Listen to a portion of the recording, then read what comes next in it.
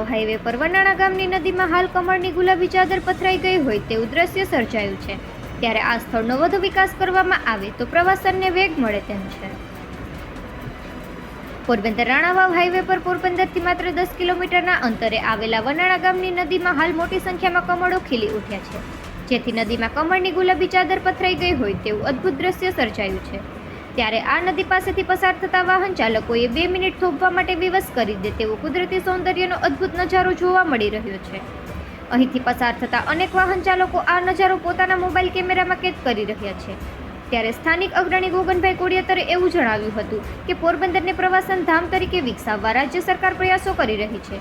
ત્યારે આ નદીની આજુબાજુના સ્થળનો વિકાસ કરવામાં આવે અને તેનું બ્યુટિફિકેશન કરી ફરવાલાયક સ્થળ બનાવવામાં આવે તો અહીં મોટી સંખ્યામાં પ્રવાસીઓ આવશે, કારણ કે આ વિસ્તાર હાઈવે ટચ છે। આથી તે દિશામાં સરકાર પગલું લે તે જરૂરી છે। નિકુલ પોપટ, પોરબંદર ટાઈમ્સ।